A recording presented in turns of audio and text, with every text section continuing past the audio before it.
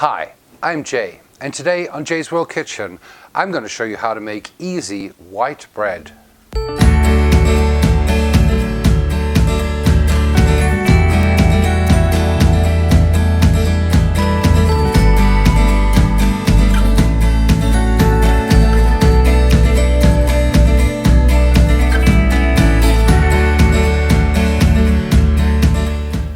White bread is pretty much a staple in everyone's home, and I really enjoy the smell of bread baking in my home. I also love to make my own bread, and I enjoy doing it because I really would much rather make something myself and taste that, and just the taste is out of this world compared to what you buy in a store. So let me show you how to make this really simple bread. Let's start with the ingredients.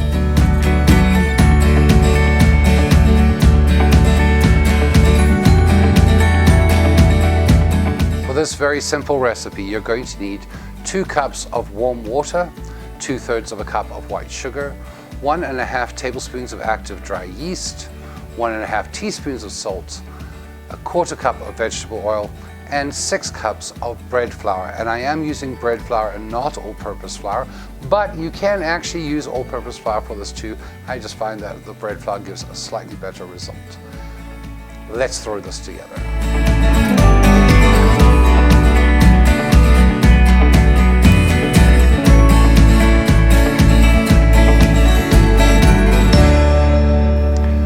Start throwing this together, we're going to take a larger pouring cup, throw in our sugar and our yeast, and top that off with our 2 cups of warm water. And I'm just using warm water from the tap, basically the warmest that my tap will go.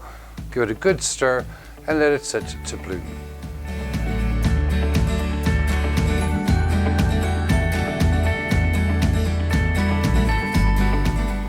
And once that's bloomed, you're going to set up your mixer because it's way easier to make bread in a mixer.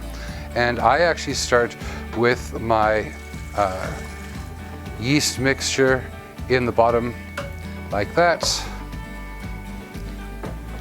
Throw in my oil. And we're going to start that on a sort of low speed and just add in our flour a cup at a time until it comes together into a nice dough.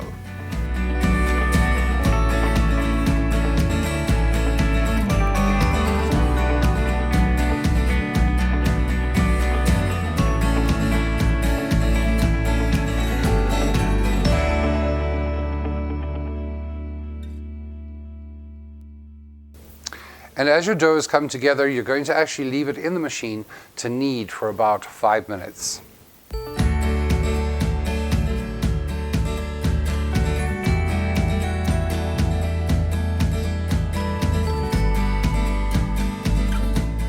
And after about 5 minutes, your dough is going to be quite smooth and elastic, kind of like this. And we're going to take it out of that bowl. And we're going to put it into, I'm just using the bowl that I used for my flour, and I'm just going to throw in a touch of vegetable oil there, swirl that around. We're going to take our dough from our mixer bowl, sort of make sure that it forms into a nice kind of ball. And what I like to do is I take the crimped end, that usually goes on top, so I actually turn it upside down, use that around the bowl, and then flip it over.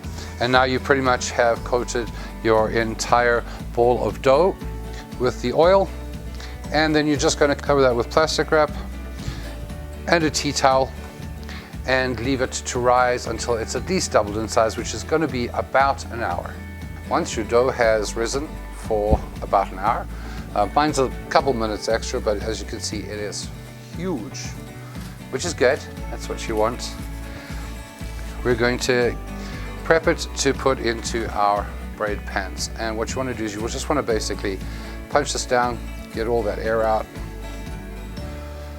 I'm just going to set it aside for a moment while we quickly prepare our 2 pans. And I'm just using 2 smaller loaf pans. And I've just got a little piece of wax paper.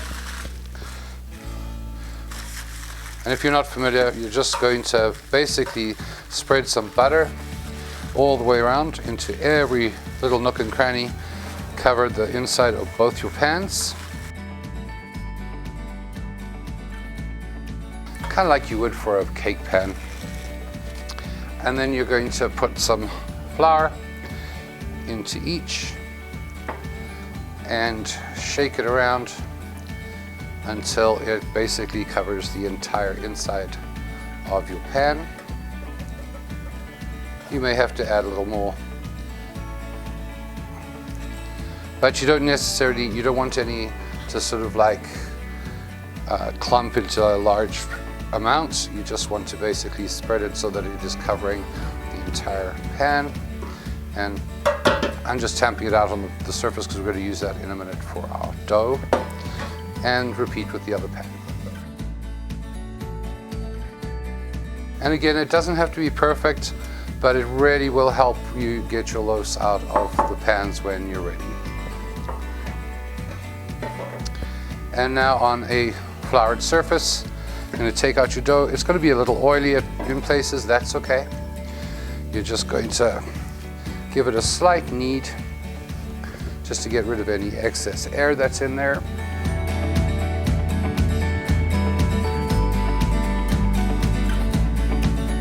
And it is going to be quite stiff once you got that air out, and that's okay.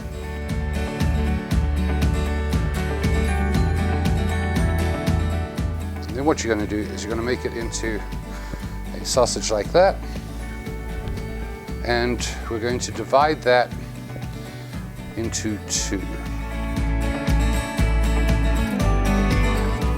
Just roughly. I know some people like to weigh their dough out. I really don't. It's not necessary. And basically what you want to do is you want to sort of make it into a roughly loaf shaped. And we're going to take that and put it into our loaf pan just like that. Repeat for the other loaf. Just like that. And now we're going to cover them both with plastic wrap and another tea towel, and let it rise for another 30 minutes until the loaf has sort of doubled in size. In the meantime, you can preheat your oven to 350 degrees. And our loaves have now risen quite nicely above the pan, and we're going to put them into a 350 degree oven for 30 minutes. And as soon as they come out, we're going to brush the tops with butter.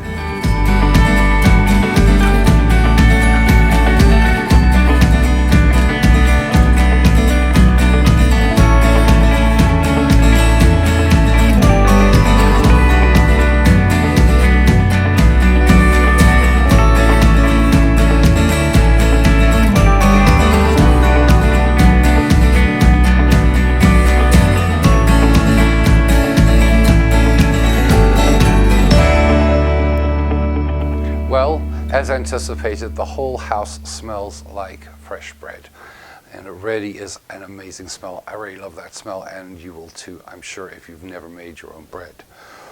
So the bread slices really well. I've put some butter on because I just like butter on my bread, and let's give it a taste.